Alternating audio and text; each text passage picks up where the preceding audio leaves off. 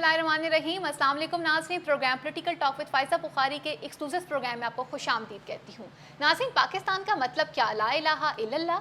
ये वही रियासत है कि जिसकी बुनियाद ला इलाहा इल्लल्लाह पे रखीगी। और जब बात आती है ला इलाहा इल्लल्लाह की, तो इस बात को यकीनी तौर पर समझ लेना चाहिए कि इस रियासत में बसने वाले हर शख्स को शख्सी और मजहबी आज़ादी हासिल होगी। जब बात की जाती है शख्सी और मजहबी आज़ादी के हवाले से, तो ये बात खुद हमारा दीन इस्लाम भी कर चुका और ख़ुद हमारे इस मुल्क के आइन और कानून में ये चीज़ शामिल कर दी गई।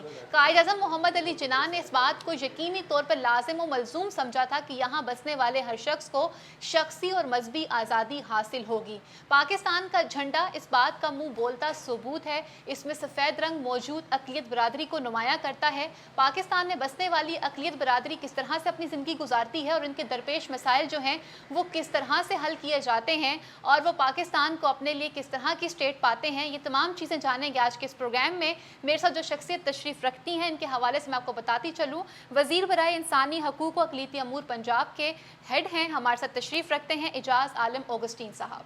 सर, जब बात की जाती है अक़लियत के हवाले से और जैसे कहा जाता है ये स्टेट बनाई ही इसीलिए गई थी कि जहाँ पर मजहबी और शख्सी आज़ादी हर इंसान को हासिल होगी, आप अपनी मर्ज़ी से ज़िंदगी गुजार सकते हैं। और जब बात अक़लियत के हवाले से आती है तो क्या अक़लियत बरादरी, जिसको रिप्रेजेंट पाकिस्तान के झंडे में भी किया जा रहा है, सफ़ेद रंग हमारे चाँद सितारे का, हमारे फ्लैग का, वो इस बात को नुमायाँ करते हुए नज़र आता है कि यहाँ पर बसने वाले जो लोग हैं उन्हें यहाँ पर आज़ादी हासिल है, यहाँ सिर्फ मुसलमान ही नहीं रहते हैं। क्या कहेंगे आप इस हवाले से? सबसे पहले तो मैं ये आपसे कहना चाहता हूँ कि पाकिस्तान बनाने की जो सोच थी कायद-ए-आज़म की, वो एक फ़लाई रियासत बनाना चाहते थे इसको, और इसका उन्होंने इजहार अपनी तकरीरों में भी, और जो 11 अगस्त की जो उनकी स्पीच है उसमें भी उन्होंने डाइवर्सिटी की बात की, उन्होंने मसावात की बात की कि रियासत का मज़हब से कोई तल्लुक़ नहीं होगा। जिसका जो दीन है, अगर वो कोई मंदिर में जाना चाहता है, अगर कोई मस्जिद में जाना चाहता है, अगर कोई चर्च में जाना चाहता है, तो वो अपनी मर्ज़ी से, लेकिन रियासत का इस बात से कोई तल्लुक़ नहीं होगा। दूसरी बात जो आप कह रही हैं कि जो ये पैटर्न जो था वो सर सैयद का था, दो कौमी नज़रिया जो है वो पैटर्न कामयाब नहीं हुआ था। और अगर हम इस बात को मान भी लें कि अगर कायद-ए-आज़म की ये सोच होती कि ये सिर्फ मुल्क मुसलमानों के लिए बनाया जाता, तो फिर यहाँ से दुगनी तादाद में मुसलमान वहाँ ना रहते, वो भी इधर आ माइग्रेट करके यहीं आ जाते। तो इसकी ये एक फ़लाई रियासत बेसिकली ये एक स्टेट बनाई गई थी कि जिसे हिंदुत्व के एक राज से निकालना था और उनके सितम से आज़ाद करवाना था। उसमें मजहबी बुनियाद पर नहीं बल्कि सेकुलर बुनियादों पर तमाम मज़ाहब को आप देखें ना, उनके साथ यहाँ पे सिखों ने भी माइग्रेट किया, उनके साथ हिंदू कम्युनिटी ने भी, जो हमारी मसीही कम्युनिटी है वो भी बड़ी तादाद में यहाँ पे माइग्रेट हुई। तो जो नज़रिया था उसके मुताबिक आपने देखा कि सबसे पहले आप देखें सऊदी अरब का फ़्लैग देख लें तो उसमें सारा उनका ग्रीन ही है, क्योंकि वहाँ पे माइनॉरिटी मौजूद ही नहीं थी।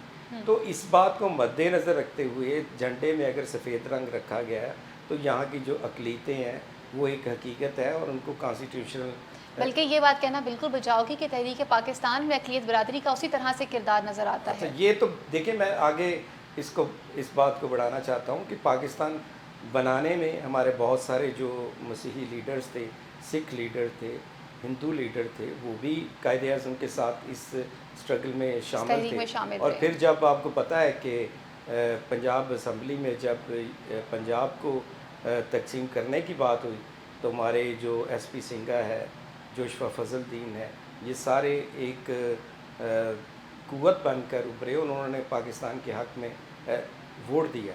तो ये मैं समझता हूँ कि वही डिसाइडिंग वोट था जिसकी बुनियाद पर ये तकसीम की गई। तो अगर ये, और फिर जब रियासत बन गई तो आपको पता है कि सबसे पहले इस मुल्क का सबसे पहले जो वज़ीर कानून था वो एक हिंदू कम्युनिटी से जोगिंदर नाथ मंडल था। और फिर वो जो कैबिनेट थी उसमें आप देखें कि 50% जो माइनॉरिटी के लोग थे जिनका तल्लुक़ हिंदू से, मसीही तो सब, तो कायद-ए-आज़म तो बड़े क्लियर थे इस बात में, और उन्होंने ये जो रियासत बनाई थी ये वेलफेयर स्टेट के नाम से बनाई थी। और अब हम इसको जिस तरह मर्ज़ी इसको पेश करें, لیکن قائد اعظم کا ایسا قطعاً کوئی پلان نہیں تھا کہ جس میں ریاست کو جو ہے وہ مذہبی بنیادوں پر دیکھا جائے۔ اچھا، ایک طرف سے تو آپ نے بڑی خوبصورتی سے بتا دیا، اور اس بات کو ہم بھی کہتے ہیں اگر مذہبی بنیاد پہ رکھا جائے تو پھر اس ریاست میں شاید ہمیں ایک خاص ہی قوم میجورٹی میں نظر آنی چاہیے تھی۔ جب ہم بات کرتے ہیں اقلیت کے حوالے سے، بڑے افسوس سے کہنا پڑتا ہے کہ ہمارے پڑوسی ملک بھارت میں جس طرح سے سلوک کیا جاتا ہے، خواہ وہ مسلمان ہوں، خواہ وہ مسیحی برادری ہو، خواہ وہ سکھ ہوں، وہاں پر رہنے والے جو لوگ جو ہندو نہیں ہیں ان کے ساتھ جس طرح کا سلوک کیا جاتا ہے وہ انتہائی ناروا قسم کا سلوک ہے۔ اس کے برعکس آپ پاکستان کو کس طرح سے دیکھتے ہیں، اور آپ کیا سمجھتے ہیں ہماری اقلیت برادری جو ہے کیا وہ پاکستان میں اپنے آپ کو سیف اینڈ ساؤنڈ فیل کرتی ہے؟ دیکھیں، اگر ہم بات کریں انڈیا کے مقابلے میں تو پاکستان میں بہت بہتر سچویشن ہے، لیکن ایسی سچویشن بھی نہیں ہے کہ ہم یہ کہہ سکیں کہ کہ سب بہت اچھا ہے، سب بہت اچھا ہے، اور ایسی بھی سچویشن نہیں ہے کہ ہم کہیں بہت برا ہے۔ ابھی بھی بہت سارے ایریاز ہیں جن میں کام کرنے کی بہت ضرورت ہے، اور ہمیں ابھی بھی کچھ ایریا ایسے ہیں جہاں پہ ڈسکریمنیشن کی جو ریشو ہے وہ بہت زیادہ ہے۔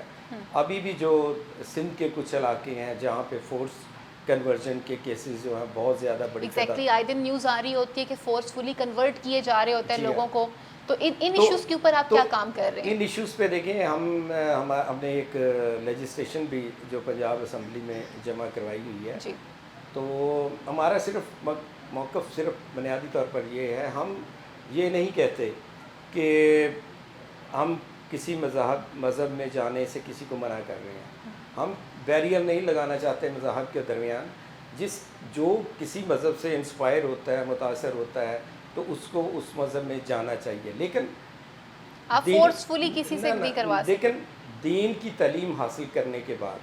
لیکن یہ کیا چکر ہوا کہ ایک ہم ڈرائیونگ لائسنس بنانے کے لیے بھی ایج ہمارا ڈٹرمنیٹ کی گئی ہے کہ 18 ایئرس، آپ آئی ڈی کارڈ آپ کا 18 ایئرس میں بنتا ہے۔ اب فورس کنورژن کے لیے کوئی ایج لیمٹ نہیں ہے، آپ 12 سال کی بچی بھی جو ہے وہ جو ہے تبدیلی مذہب کا نام لے کر، پھر وہ تبدیلی مذہب کے نام پر پھر وہ کسی کی نہ بیٹی بنتی ہے، نہ وہ کسی کی جو ہے ماں بنتی ہے، وہ جا کے سیدھی جناب جو ہے کسی کی بیوی بنتی ہے۔ تو یہ تھوڑی سی اس میں کنفیوژن ہے، جس میں ہم چاہ رہے ہیں کہ اس پہ ایسی قانون سازی آ جائے کہ جس میں کم از کم ان لوگوں کے سامنے ایک بیریئر لگا سکے جو کہ اس گھنونے دھندے میں شامل۔ ابھی آپ نے بڑے خوبصورتی سے ایک ایشو کی طرف بات کی ہے، کیونکہ میرا سوال کچھ اور تھا لیکن میں آپ سے اسی ایشو پہ بات کرنا چاہوں گی۔ یہ کیسز ہم نے سندھ میں بھی دیکھے کہ جہاں پر ہندو لڑکیوں کو فورسفلی مسلمان کیا جاتا رہا، اور یہ نیوز کافی عرصے تک جو ہے وہ رہی ہے۔ میں صرف اس حوالے سے یہ پوچھنا چاہ رہی تھی کہ آپ کہ جو ایک کمیونٹی ہے، اس کمیونٹی کے دوران آپ لوگ کیا چاہتے ہیں کہ کس قسم کا قانون پاس ہونا چاہیے؟ کیا موجودہ گورنمنٹ سے آپ نے اس حوالے سے کوئی بات کی ہے، اور اس حوالے سے حکومت پاکستان کی طرف سے آپ کے لیے کیا رسپانس رہا ہے؟ دیکھیں، سب سے بنیادی بات یہ ہے کہ جو ہماری پارٹیز ہیں، جتنی بھی پولیٹیکلس پارٹی ہیں، ان کو سٹینڈ لینے کی ضرورت بنتی ہے جب یہ اگر مائنارٹی کا ووٹ لیتی ہیں۔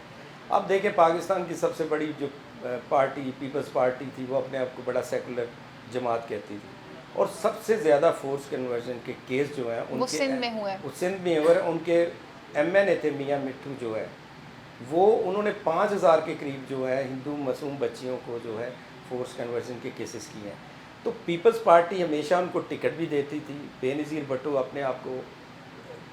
صاحب بھی اپنے آپ کو سیکولر لیڈر کہتے تھے، بے نظیر بھی کہتے تھے، لیکن آج تک پارٹی نے اس کو نہ باہر نکالا پارٹی سے، اور نہ اس کو اس کام سے منع کیا۔ تو بنیادی طور پر میں سمجھتا ہوں کہ جو پولیٹیکل پارٹیز ہیں ان کو ایسے لوگوں کا محاسبہ کرنا چاہیے جو کہ اس طرح کے ایکٹ میں، اور ان کو کبھی بھی پارٹیوں میں شامل نہیں کرنا چاہیے۔ اور جب تک یہ پارٹیاں ہی اپنا روڈ میپ اور ڈائریکشن کلیئر نہیں رکھیں گی، اس طرح کے واقعات پھر ہوتے رہیں گے، اور منارٹی کا ووٹ لینے کے لیے تو منارٹیز کے ساتھ ہم ہر طرح کی بات کر لیتے ہیں، لیکن جب بات آتی ہے حکمت عملی بنانے کی بات کرتے ہیں تو پھر تھوڑے سے ہمارے جو سٹینڈرڈ ہیں وہ چینج ہو جاتے ہیں۔ اقلیت برادری کے حوالے سے حکومت پاکستان کی کیا پالیسیز ہیں؟ دیکھیں، ابھی تو میں سمجھتا ہوں کہ اس گورنمنٹ میں تو جو مائنارٹیز کے لیے کافی بہتر کام ہوئے ہیں۔ آپ دیکھیں کہ آسیہ بی بی 9 سال سے جو قید میں تھی، سب سے پہلے اس کو ریلیز کیا گیا. اس کے بعد یوحنا آباد کے 40 قیدی جو زندگی اور موت کی کشمکش میں تھے ان کو ریلیز کیا گیا. اس کے بعد ہائر ایجوکیشن میں ان کے لیے کوٹا رکھا گیا. اس کے بعد ان کے ساتھ جو سینٹنس پرمیشنس ہے ان میں ان کو رکھا گیا. پھر جو ہمارا جو ون نیشنل کریکولم ہے اس میں ہماری جو ہم نے پنجاب سے 188 بکس میں ہیٹ مٹیریل ختم کرائی ہے جو کہ مینارٹی کے خلاف تھا اور دوسرے مسالک کے خلاف تھا. ان بکس میں ہم نے ہیٹ مٹیریل کو ختم کیا کیونکہ آپ دیکھیں آپ اگر انٹرفیتھ کی بنیاد پہ کام کرنا چاہتے ہیں تو اگر سوسائٹی میں ٹالرنس پیدا کرنا چاہتے ہیں تو پھر اس طرح کی ہیٹس جو سپیچیز ہیں ہیٹ ان کو روکنا پڑے گا. ان کو روکنا پڑے گا. تو ہم نے اس پہ کام کیا. پھر ہم نے جو ایتھکس کی بک تھی پہلے اس میں جو ہمارے جو مائنارٹیز کے ریلیجس لیڈر تھے ان کو نہیں شامل کیا گیا تھا. پھر ہم نے اس میں بائبل کو گیتا کو گرنتھ کو شامل کیا ہے. تو اس کے علاوہ ہم نے ایک اور بڑی ڈسکریمنیشن تھی کہ وہ لفظ چونکہ ببلیکل نہیں تھا عیسائی تو ہم نے اس کو امپلیمنٹیشن کرائی ہے مسیحی لفظ کی. تو اس طرح کے کافی بیبی سٹیپ لیے گئے ہیں جس میں مائنارٹیز کی کافی ساری چیزوں کو بہتر کرنے کی کوشش کی ہے. لیکن میں سمجھتا ہوں کہ یہ کافی نہیں ہے. اس میں اور زیادہ امپرومنٹ کی ہونے کی گنجائش موجود ہے اور انشاءاللہ ہم کوشش کریں گے. کہا جاتا ہے کہ جمعے کا خطبہ جو ہوتا ہے وہ انتہائی ضروری ہوتا ہے. اس حوالے سے قانون بھی بنایا جا رہا ہے کہ جمعے کا جو خطبہ ہے وہ اپرووڈ خطبہ ہوگا. کسی بھی قسم کی ہیٹ سپیچ جو ہے وہ اس کے ذریعے نہیں پھیلائی جائے گی. سوال میں آپ سے یہ پوچھنا چاہوں گی جمعے کا خطبہ ہو یا سنڈے کو چرچ میں ہونے والی عبادت ہو, یہاں پر ایک بہت اہم کردار سوسائٹی کے اندر دو اہم لوگ ادا کر رہے ہوتے ہیں اور ان کو فالو کرنے والے لوگ جو ہوتے ہیں وہ اندھی تقلید ان کی کر رہے ہوتے ہیں. آپ کیا سمجھتے ہیں کہ کیا اس طرح کی ہیٹ سپیچز کو روکنے کے لیے کیا ہم لوگوں کو اس طرح کے انسٹیٹیوٹس نہیں بنانے پڑیں گے کہ جہاں پر اس طرح کے منصب پہ فائز کیے جانے والے لوگوں کو پہلے ایک اچھی جانچ پڑتال کے بعد فارورڈ کیا جائے, یا ان لوگوں پہ چیک اینڈ بیلنس کس طرح سے رکھا جاتا ہے؟ دیکھیں یہ تو دنیا میں بھی یہی پیٹرن ہے جس کی آپ بات کر رہے ہیں کہ دنیا میں ایسا ہی ہوتا ہے. آپ جو سب سے زیادہ جو ہم فالو کرتے ہیں سعودی عربیہ کا, وہاں بھی گورنمنٹ جو ہے وہ ایک خطبہ کا طے کرتی ہے کہ کون سا دینا ہے. اور یہی بنیادی وجہ ہے کہ جب ہم ایک دوسرے کو قبول نہیں کریں گے, ایک دوسرے کو ایکسیپٹ نہیں کریں گے, تو میں سمجھتا ہوں کہ جو کہ ہمارے مذہب میں کھلے عام کہہ دیا گیا ایک لفظ میں کہ ہم سب بھائی اور انسانیت کا رشتہ جو ہے وہ اللہ نے سب سے اوپر رکھا ہے. یہی کہنے کو دیکھیں یہاں بھی ہم انٹرفیتھ کی بڑی بات کرتے ہیں, لیکن ہم جب انٹرفیتھ کے جو میٹنگز ہوتی ہیں یا انٹرفیتھ کانفرنس ہوتی ہیں وہاں ہماری سپیچ مختلف ہوتی ہے. جب ہم جمعے کا خطبہ دیتے ہیں تو وہاں ہماری سپیچ مختلف ہوتی ہے. تو یہ وہ ڈفرینس ہے. اگر یہ ڈفرینس ختم ہو جائے نا, وہ ایک ہی سپیچ ہو جائے, تو پھر میں سمجھتا ہوں کہ اس سوسائٹی میں بہت بہتری کے. میں آپ سے پھر اسی سوال پہ آؤں گی کہ کیا جس طرح سے چیک اینڈ بیلنس کی بات کی جاتی ہے, کیا ہمارے چرچ جہاں سنڈے کی بات پرے کی جاتی ہے یا باقی دنوں کی جو پریز ہوتی ہیں, کیا اس حوالے سے وہاں پر جو درس دیا جاتا ہے یا جو وہاں پر خداوند تعالیٰ کے جو کلام پڑھ کے سنائے جاتے ہیں کیا ان پر چیک اینڈ بیلنس رکھا جاتا ہے کہ کوئی ہیٹ سپیچ تو فارورڈ نہیں ہو رہی؟ میں یہ نہیں کہتا کہ جو ہیٹ سپیچیز ہیں وہ صرف اور صرف کسی ایک مذہب کی طرف نہیں, میں ایک مذہب کی بات ہی نہیں کر رہی, یہ سب کی طرف ہوتی ہیں. اور اس پہ میں سمجھتا ہوں کہ ریاست کو ہم سب کو مل کر ایک کردار ادا کرنا ہے. ریاست کو اس پہ کام کرنے کی ضرورت ہے اور ریاست کو کرنا چاہیے, کیونکہ ہمارے کسی کے ایک فکرے سے, میں سمجھتا ہوں کہ ایک فکرہ ہی ہوتا ہے کسی بستی میں آگ لگانے کے لیے. آپ کو پتہ ہے کہ بہت ساری یہاں پہ آبادیوں میں جوزف کلونی والا واقعہ ہوا, یوحنا آباد کا واقعہ ہوا, یوحنا آباد والا, تو ایک لفظ ہی ہوتا ہے جس کے بعد آپ اس وائلنس کو روک نہیں سکتے. تو بنیادی بات یہ ہے کہ یہ پابند کرنا بہت ضروری ہے اگر ہم چاہتے ہیں کہ ہماری سوسائٹی جو ہے بالکل اس طرح کی چیزوں سے پاک ہو جائے. تو بالکل ریاست کو اپنا کام کرنے کی ضرورت ہے. جب بات کی جاتی ہے اقلیتوں کے حقوق کے حوالے سے, تو آپ کیا سمجھتے ہیں کہ پوری دنیا کے سامنے اقوام عالم میں کیا ہم اپنا سر فخر سے بلند کر کے کہہ سکتے ہیں کہ آیا ہم اقلیت برادری کو پورے حقوق دے رہے ہیں؟ دیکھیں اس میں ابھی میں نے پہلے بھی بات کی ہے کہ ابھی بہت ساری چیزوں پر جو ہے اسٹیپ لینے کی ضرورت ہے. ابھی جو یورپی پارلیمنٹیرینس نے ہمارے خلاف جو قرارداد پاس کی ہے اس میں دیکھیں ہماری جو بہت ساری انتہا پسند جو جماعتیں ہیں انہوں نے جو اس ملک میں ہوتا ہے اور جو ہو رہا ہے وہ بھی آپ کے سامنے ہے. جی.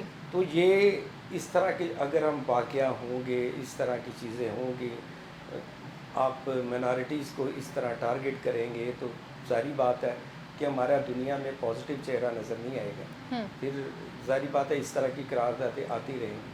تو میں سمجھتا ہوں کہ یہ تمام جو مذہبی جماعتیں بھی ہیں ان کو بھی بیٹھ کر مل کر اس سلسلے میں سوچنا چاہیے کہ اگر آپ اس طرح کی ایکٹیویٹیز کرتے رہے تو میں سمجھتا ہوں کہ اس طرح پاکستان کو تنہا کرنے والی بات ہے جو پوری دنیا کی کمیونٹی ہے. تو اس میں ضرورت اس بات کی ہے کہ ان تمام لوگوں کو, کیونکہ ہم سمجھتے ہیں کہ سب سے پہلے پاکستان ہے, اس کے بعد باقی چیزیں, تو اس میں ضرورت اس بات کی ہے کہ سب کو اپنی اپنی ڈومین میں رہ کر کام کرنے کی ضرورت ہے, نہ کر آگے بڑھ کے جس سے ہمارا انٹرنیشنل جو امیج ہے وہ متاثر ہو.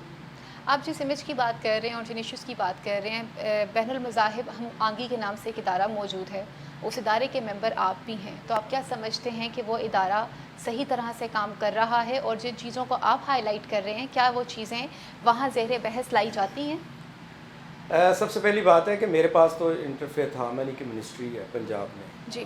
تو ہم نے ہی آ کر جو پہلے پورے پاکستان میں انٹرفیتھ ہارمنی پالیسی نہیں تھی, تو ہم نے ہی آ کر یہاں پہ پالیسی جو ہے وہ کانسٹیٹیوٹ کی ہے اور انشاءاللہ وہ کیبنٹ میں بھی اپروو ہو گیا. اور اب دیکھیں پہلے فری اسٹائل کام ہوتا تھا, آپ کے پاس کوئی نہ پالیسی تھی نہ آپ کے پاس کوئی ایکشن پلان تھا, آپ بس 4 لوگ بیٹھے ہیں, کچھ مذاہب کے لوگ آپ بلا کر بیٹھے ہوئے ہیں اور وہ کہتے ہیں جی کہ ہم انٹرفیتھ کا کام کرنی ہے. لیکن انٹرفیتھ کا اگر آپ کام کر رہے ہیں تو انٹرفیتھ کا کام ہونا چاہیے ریسرچ بیس, نہ کہ صرف آپ مختلف مذاہب کے لوگ اکٹھے کر کے اس کو انٹرفیتھ کا نام دے دیں. ایسا انٹرفیتھ نہیں ہے. انٹرفیتھ کا کام تو وہ ہے کہ جس میں ایک عام آدمی کو گراس روٹ پہ فائدہ ہو, تو فائدہ تبھی ہو سکتا ہے نا کہ یہ ریسرچ بیس پہ ہوں. تو ہمارے پاس اس طرح کی ریسرچ ہوتی نہیں ہے اور ہم اس پہ ہماری بہت ساری آرگنائزیشنس بھی لوگ بھی جو ہے وہ اس پہ کام شروع کر دیں. اور ایک بات میں کلیئر کرنا چاہتا ہوں, ہم نے جو انٹرفیتھ کا جو سٹائل چینج کی ہے, ہم انٹرفیتھ کو چرچز سے, مساجد سے اور گردواروں سے باہر نکال کر ہم اسٹوڈنٹس میں لے کر گئے ہیں, یونیورسٹیوں میں لے کر گئے. اور یہ سب سے اچھا آپ کا عمل ہے. یہ اس لیے کہ آپ دیکھیں, آپ ہمارے جو پادری صاحبان ہیں, فادر صاحبان ہیں, علماء کرام ہیں, مندر ہیں, ان کی تعداد پورے ملک میں 1% کے قریب ہوگی. جی. آپ اس ایریا کو ٹارگٹ کریں جو کہ تعداد میں زیادہ ہیں. پاکستان کی جو یوتھ ہے وہ 65% کے قریب ہے. بالکل. تو آپ اس کو ٹارگٹ کریں, اس کو انٹرفیتھ کی چیزیں بتائیں, اس کو انٹرفیتھ میں شامل کریں تاکہ اس ملک میں کوئی بہتری کی امید ہے. اور آپ کو پتہ ہے کہ ہماری جو حکومت ہے پاکستان تحریک انصاف کی, وہ یوتھ امپاورمنٹ کی وجہ سے اقتدار میں آئی ہے. تو اس وجہ سے ہم نے تمام یونیورسٹیز میں اس کام کو شروع کیا ہے. پنجاب کو ڈیل کرتے ہیں آپ, اور پنجاب صرف لاہور کے گرد نہیں گھومتا, پنجاب کے جو باقی باہر کے علاقے ہیں ان کی حالت بہت خستہ ہے. اور جب خستہ حالت کی بات کی جاتی ہے تو اس میں صرف روٹی کپڑا مکان ہی نہیں آ جاتا, بلکہ اس میں دماغ کا بھی شامل جو ہے نا بہت ضروری ہوتا ہے. آپ کیا سمجھتے ہیں کہ انٹرفیتھ کے حوالے سے ہمارے وہ علاقے کے جہاں پر شک کی بنیاد پر ہم کبھی بھی کسی کو بھی سزا دلوا سکتے ہیں یا کسی بھی واقعے کی طرف لے کے جا سکتے ہیں, جو کہ آپ سمجھ رہے ہوں کہ جیسے میں آسیہ بی بی کے واقعے کے حوالے سے بات کر رہی ہوں, اس حوالے سے ان ایریاز میں کیا کام کیا جا رہا ہے؟ دیکھیں, میں تو جب سے منسٹر بنا ہوں میں نے رحیم یار خان صادقہ آباد تک وزٹ کی ہے, اور میں تو پہلی وہ ان لوگوں کا بھی خیال ہے کہ آپ پہلے منسٹر ہیں جو اس اینڈ تک آئے ہیں, ورنہ یہاں کبھی کوئی آیا نہیں.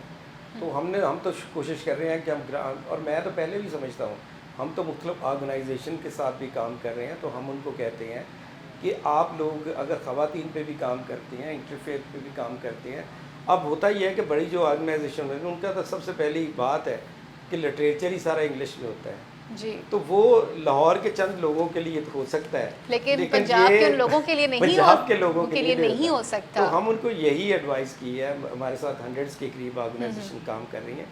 ہم ان کو یہ کہتے ہیں کہ پہلے تو آپ اپنے پیغام کو یہ جو کہ گھر گھر پہنچے.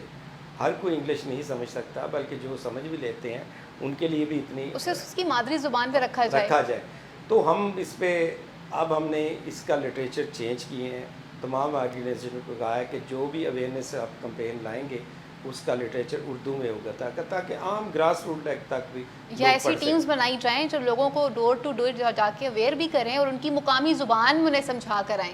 ایسی بات ہے. ابھی ہم نے جو اویئرنیس کے پروگرام شروع کیے ہیں, جو ہم نے وہاں پہ وسیب ٹی وی ہے, وہاں کے جو لوکل چینلز ہیں ان پہ شروع کیے ہوئے ہیں. تو اس طرح ہم مختلف جگہوں پہ, اور ہم تو ابھی میں آپ کو بتاتا ہوں, کل گجرانوالہ میں واقعہ ہوا, ایک استاد نے ورکشاپ میں اپنے شاگرد پر اتنا تشدد کیا اور 1 گھنٹے میں ہمارا ایکشن ہوا. ہم نے اسی وقت اس پر FIR کرائی اور اس کو گرفتار کرایا. تو ہم پوری نظر, ہم نے پوری ٹیمیں بنائی ہوئی ہیں. پھر ہم نے پورے پنجاب کے ہر ضلع میں ہماری لیگل ایڈ کمیٹیاں ہیں, پھر اس کے بعد ہیومن رائٹس کمیٹیاں ہیں, جو کہ لنک اپ ہو کر اس طرح کی جو وائلیشن ہوتی ہے اس پہ پہنچتی ہے. صحیح. یہاں پر وقت تو چلتا ہے مختصر سی بریک کا. بریک کے بعد واپس آتے ہیں. اعجاز عالم صاحب ہمارے ساتھ موجود اور ان سے مزید جانتے ہیں اقلیت برادری کے مزید ایشوز کے حوالے سے.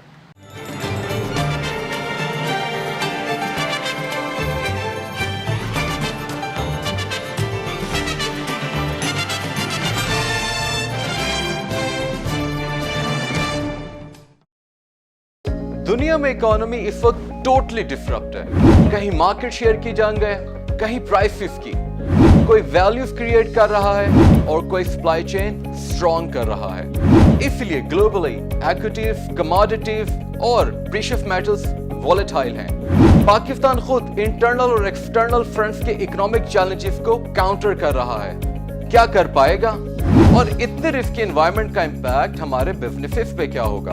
ان تمام اہم امور کو ہم سمارٹلی ڈسکس کریں گے اپنے program business news daily with Ahsan Iqbal میں. So watch us Monday through Friday only on Talent News. یہ دھرتی خوبصورتی کی آماج گاہ ہے.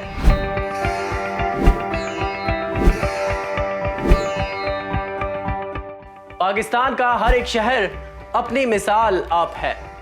یہاں ثقافت, کھیل, تاریخی عمارات اور کھانے پینے کی نت نئی چیزیں موجود ہیں. میں احسان الہی شہر نامہ میں آپ کو ملواؤں گا پاکستان کے شہروں سے. میرے ساتھ رہیے گا صرف ٹیلنٹ نیوز پر.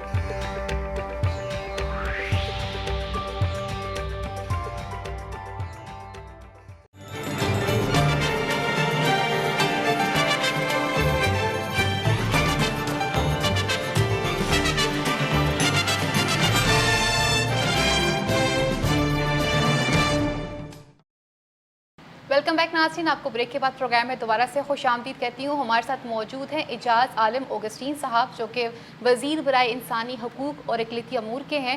سب بریک پہ جانے سے پہلے جیسے ہم بات کر رہے تھے پالیسیز کے حوالے سے اور انٹرفیتھ کے حوالے سے آپ نے بات کی ہے, اب میں کچھ بات کرنا چاہوں گی توہین رسالت کے حوالے سے. توہین رسالت قانون کو آپ کیسے دیکھتے ہیں؟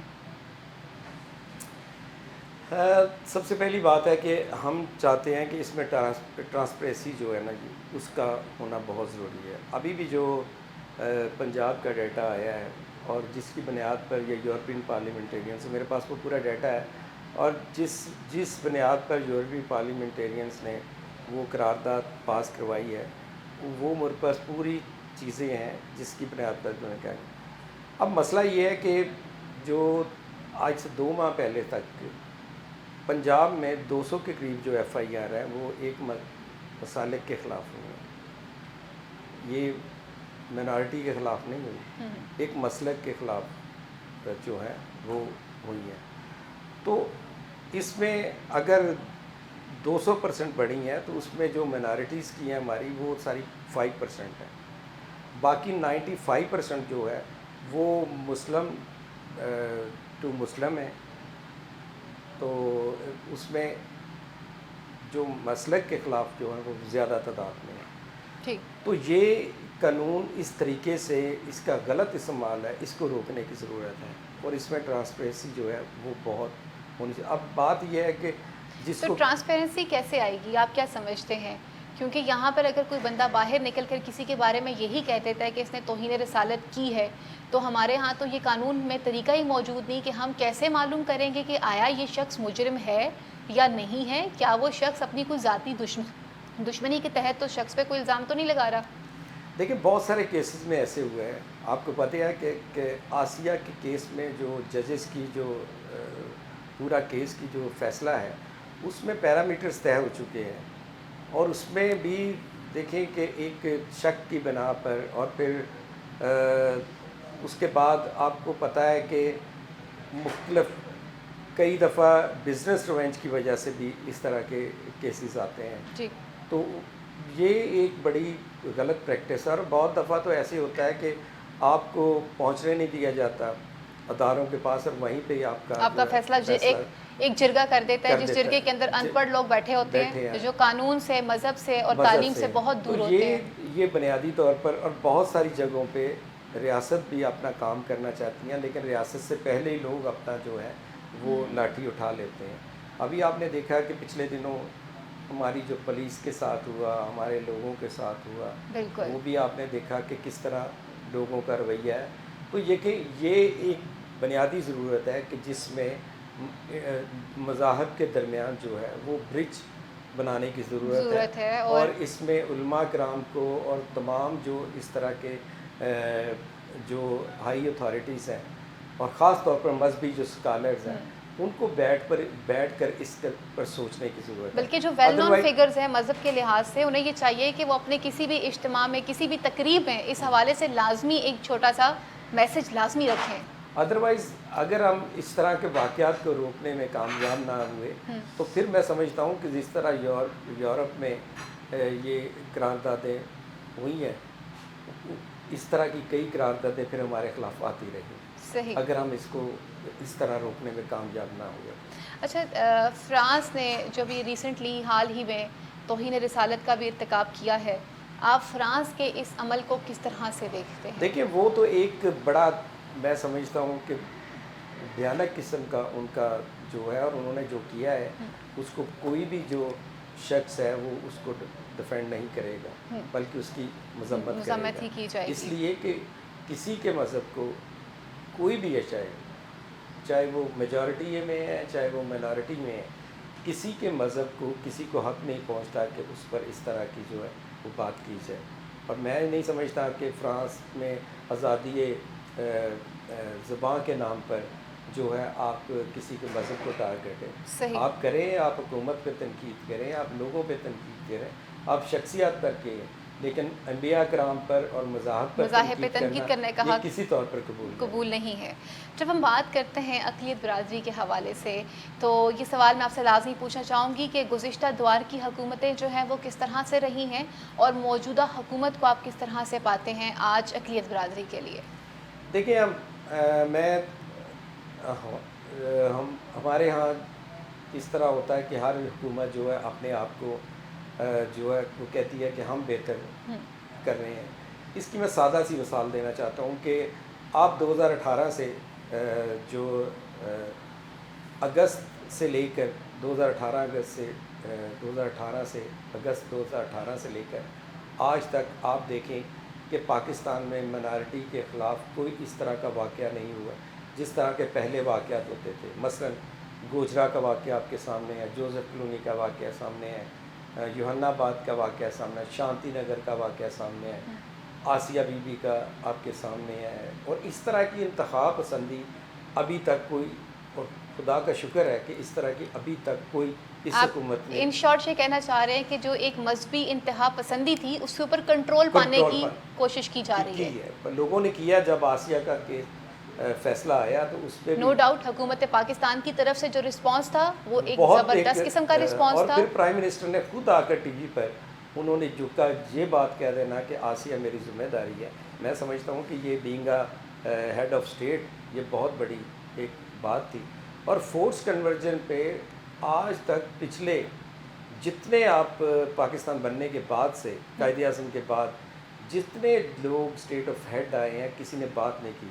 لیکن 2019 جولائی 2019 میں جو prime minister of Pakistan Imran Khan وہ اس پہ کھل کر بولے ہیں. انہوں نے پریزیڈنٹ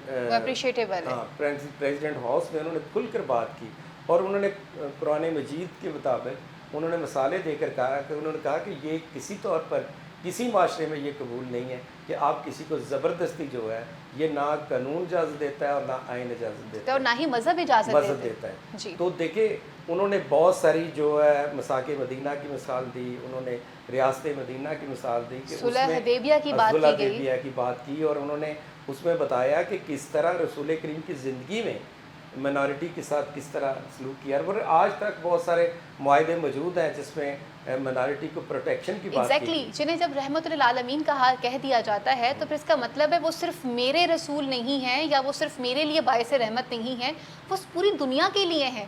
اور وہ صرف اگر انسانیت پہ بات کر رہے ہیں تو وہ صرف مجھے یا صرف ایک خاص مذہب کو لے کے بات نہیں کر رہے, وہ ہم سب کو شامل کر کے اس کی بات کر رہے ہیں. تو یہ پہلی دفعہ پاکستان میں being a head of state Imran Khan نے بات کی ہے, ورنہ پہلے لوگ تو اتنا ڈرتے تھے, وہ اس پہ بات کرنا بھی مناسب نہیں سمجھتے. بالکل تو صحیح کہا. یہ میں سمجھتا ہوں کہ یہ وہ ایسے پیرامیٹرز ہیں جن کو دیکھ کر ہم یہ اندازہ لگا سکتے ہیں.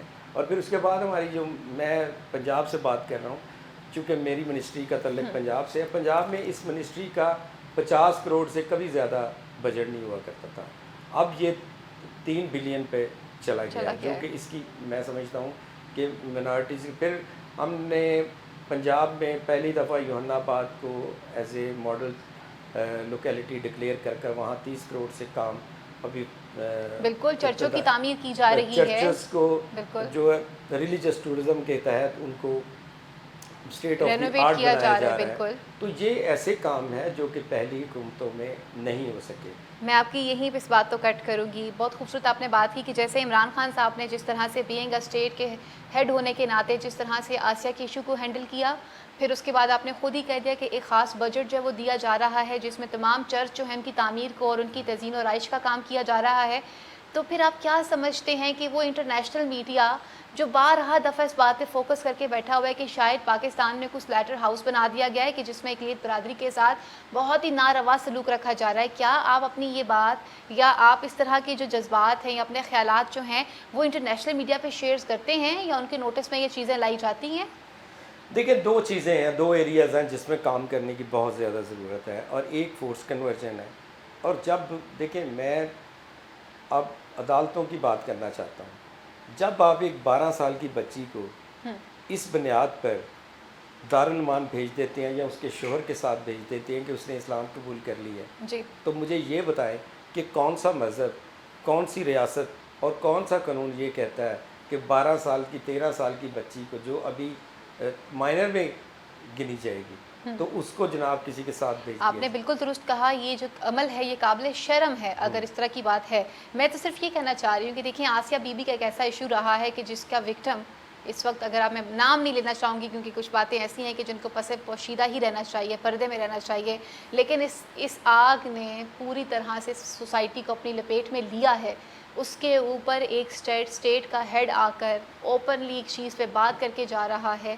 اس کے باوجود آپ سمجھتے نہیں کہ کیا انٹرنیشنل میڈیا کے اوپر بھی ان چیزوں کو ہائی لائٹ ہونا چاہیے اور انہیں بتانا چاہیے کہ پاکستان ایک ایسا ملک ہے کہ جہاں پر اب اسٹیٹ کا ایک ایسا ہیڈ بھی موجود ہے کہ جو واقعی میں دین, قرآن اور قانون کے مطابق بات کرنا جانتا ہے.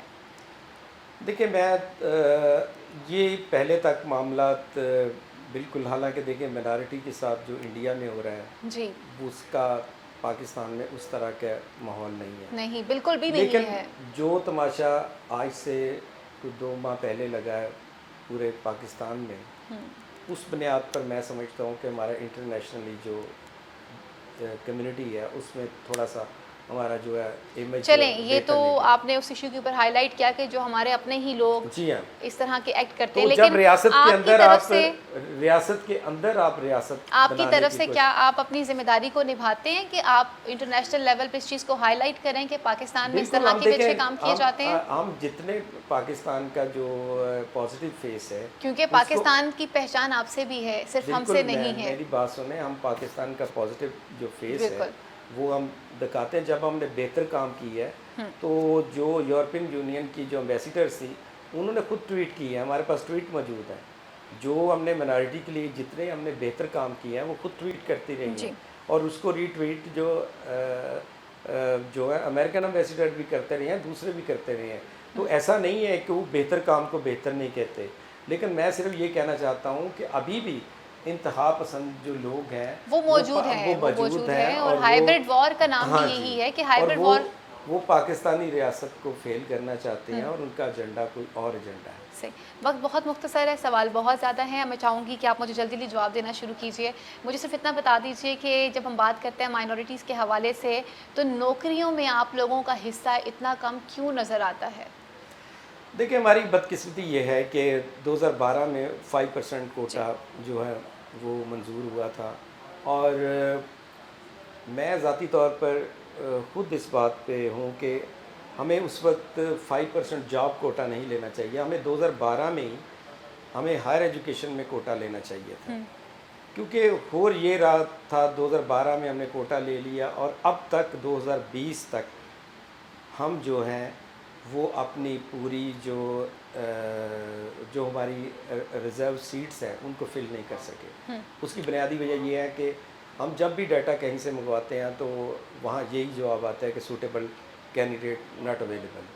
تو ہمارے پاس ہائر ایجوکیشن کی لاٹ نہیں تھی, ہمارے پاس لوگ نہیں تھے, جس کی وجہ سے ہماری پنجاب پبلک سروس کمیشن میں بھی ہزاروں کی تعداد میں ہماری کیری فارورڈ ہو جاتی ہے. تو اب ہم نے 2019 میں ہم نے جو ہائر ایجوکیشن میں کوٹا لیا, پہلے سال ہمارے جو ہزاروں کی تعداد میں بچوں نے یونیورسٹیز میں, کالجز میں, جو ایگریکلچر یونیورسٹیز میں, اس کے علاوہ جو ٹیکنیکل جو یونیورسٹیز ہیں ان میں ایڈمیشن لی ہے. صحیح. تو جس کی بنیاد پر اب ہمیں امید ہے کہ ہماری جو سیٹیں کیری فارورڈ نہیں ہو. اب ہم نے 2012 سے لے کر 2020 تک جو ہماری کیری فارورڈ ہوئی تھی اس کا 1.5 سال میں ڈیٹا اکٹھا کیا ہے, وہ بنی ہے تقریباً 19,000 کے قریب. اب ہم 19,000 جابس کا اکٹھے اشتہار دے رہے ہیں گورنمنٹ آف پنجاب کی طرف سے. اب مینارٹی کو اور 2-3 ماہ کے اندر 19,000 جاب اکٹھی مل رہی ہیں, جو 17 گریڈ سے لے کر نیچے جو کلاس 4 تک کی ساری جابس جو ہیں وہ اور یہ پورے پنجاب میں. اقلیتوں کی بہتری کے حوالے سے اس وقت حکومت پاکستان نے کون کون سے نئے اقدامات اٹھائے ہیں؟ دیکھیں, سب سے پہلے تو میں نے جس طرح بتایا کہ ایجوکیشنس میں ہے, پھر سنگل نیشنل کریکولم ہے جس میں اب انٹرفیتھ کے سبجیکٹ کو بھی شامل کیا ہے. ہمارے جو مذہبی جو ہمارا مذہب کو پہلے ان کتابوں میں نہیں شامل کیا جاتا تھا, تو اب ان کو بھی ہمارے ریلیجن کو بھی شامل کیا گیا ہے. اس کے علاوہ میں سمجھتا ہوں کہ ہماری ڈیولپمنٹ کی جو آپ کو میں نے پہلے ہی بتایا کہ ہمارا جو انہوں نے بڑھا دیا ہے, ہمارا بجٹ بڑھا دیا ہے مائنارٹیز ڈیولپمنٹ کے حوالے سے. تو اس کے ساتھ ساتھ ہم نے نئے انیشیٹو لے کر آئے ہیں کمبائنڈ میریجز کے حوالے سے, اس کے علاوہ اکنامک پیکیج کے حوالے سے. تو بہت ساری چیزیں ہم نئی لے کر آئے ہیں جو کہ انشاءاللہ مجھے امید ہے کہ اس سے جو ہماری چیزیں مزید بہتر ہوں گی. لاسٹ میں پوچھنا چاہوں گی میں آپ سے کہ بھارت اور پاکستان میں اقلیتوں کے حوالے سے حکومتی اور عوامی سطح کے سلوک کو آپ کس طرح سے دیکھتے ہیں؟ دیکھیں, آپ کے شاید علم میں نہیں ہے کہ دنیا میں سب سے زیادہ چرچز جو ہیں وہ بھارت میں جلائے گئے ہیں. تو وہاں پہ مائنارٹیز چاہے مسلمان ہے چاہے مسیحی ہے, تو وہاں تو یقین کریں کہ وہ جو ہندو کمیونٹی ہے وہ بہت زیادہ باعث ہے, اور بہت وہاں پہ برا سلوک ہو رہا ہے. میں سمجھتا ہوں کہ انسانی حقوق کی جو جتنی تنظیمیں وہاں پہ اڑائی جڑی جا رہی ہیں, اور اس میں ایمنسٹی انٹرنیشنل اور جو انسانی حقوق کے انٹرنیشنل ادارے ہیں وہ بھی خاموشی اختیار کیے ہوئے ہیں. اب یہی ممالک جو ہیں جنہوں نے یورپی پارلیمنٹ میں جو اس طرح کی قرارداد لے کے آئے ہیں, یہ حالانکہ انڈیا میں اس سے کہیں وہاں پہ نہ سکھ خوش ہے, نہ مسلمان خوش ہے, نہ مسیحی, ہندو کے علاوہ وہاں پہ کوئی کمیونٹی خوش نہیں ہے. تو اس کے باوجود بھی ہے ان کے خلاف کوئی ایسی قرارداد نہیں آتی, کیونکہ ان کی لابنگ بڑی اسٹرانگ ہے, ان کی اکانومی اس طرح کیا ہے کہ ان کو, اور میں سمجھتا ہوں کہ دنیا کی جتنی بڑی طاقتیں ہیں ان کا کسی ریلیجن سے کوئی تعلق نہیں ہے, ان کا ریلیجن ان کے مفادات ہے. ایگزیکٹلی. تو جن ممالک کے ساتھ ان کے مفادات جڑے ہیں ان کو وہ گو تھرو دیتے رہیں گے، نہ وہ گرے لسٹ میں آتے ہیں، نہ وہ بلیک لسٹ میں آتے ہیں، نہ وہ انسانی حقوق کی ان کی وائلیشن نظر آتی ہے. جو گرے لسٹ قانون بناتے ہیں، مزے کی بات ہے پاکستان کے بھاگے ہوئے لوگوں کو اپنے پاس پناہ بھی وہی دیتے ہیں اور ہمارے یہاں کے پیسے کو اپنے پاس انویسٹ بھی وہی کرواتے ہیں اور اس کے بعد پھر وہ قانون بھی بنا دیتے ہیں. بالکل ایسے ہی ہے. اور لیکن ابھی پاکستان کی جو سفارتی جو سفارتکاری ہے وہ بہتر انداز میں جو ہمارے فارن منسٹر ہیں شاہ محمود قریشی صاحب وہ اس کو بہتر طریقے سے کر رہے ہیں اور دنیا کو بھارت کا. اور پھر بھی میں سمجھتا ہوں کہ ہماری جو سفارتی کامیابی ہے کہ ہم نے دنیا میں جو انڈیا کا جو مکروہ چہرہ ہے وہ لوگوں کو دکھایا ہے. بالکل. اور اس کے لوگوں اس کے نظر آنے شروع ہو چکے ہیں کہ دنیا credit goes to Narendra Modi, جن کی اپنی کچھ پالیسیز ایسی ہیں کہ جس کی وجہ سے وہ کھل کر عیاں ہو چکے ہیں کہ وہ اپنے دل میں کیا رکھتے ہیں اور ان کی سوچ میں کیا فرق ہے. لاسٹ میں میرے دیکھنے والے ناظرین کو کیا پیغام دینا چاہیں گے؟ اقلیت برادری پاکستان میں کتنا خوش ہے، یہ کیسے بتانا چاہیں گے آپ؟ دیکھیں میں نے پہلے بھی یہ بات کی، انٹرو میں بھی آپ سے پہلے کویسچن یہی تھا. میں یہی کہنا چاہتا ہوں کہ دیکھیں جو بھی ریاست ہوتی ہے اس میں میجارٹی بھی اسی طرح سے سفر کر رہی ہوتی ہے، میجارٹی بھی اس طرح سے خوش نہیں ہے. تو مینارٹی ڈیفینیٹلی ایک چونکہ ڈپرائیو سوسائٹی سے اس کا تعلق ہوتا ہے، تو ہمارے ہاں بھی بہت ساری چیزوں پہ بہت سارے ایریاز میں کام کرنے کی ضرورت ہے. میں یہ نہیں کہوں گا کہ پاکستان کی جو مینارٹی ہے وہ بہت زیادہ خوشحال ہے یا بہت جگہ، ابھی بہت زیادہ چیزوں پہ کام کرنے کی ضرورت ہے. اور انشاءاللہ حکومت پنجاب، حکومت پاکستان کوشش کر رہی ہے کہ مینارٹی کو ہم وہی درجہ دیں جو کہ قائد اعظم کہ پاکستان میں قائد اعظم نے ان کے بارے میں کہا تھا کہ تو یہی ہم چاہتے ہیں کہ وہ قائد اعظم کا پاکستان نظر آئے، نہ کہ یہ جو مختلف سیاسی پارٹیاں ہیں جیسے نون لیگ کا اپنا منشور ہے، وہ پیپلز پارٹی کا اپنا منشور ہے.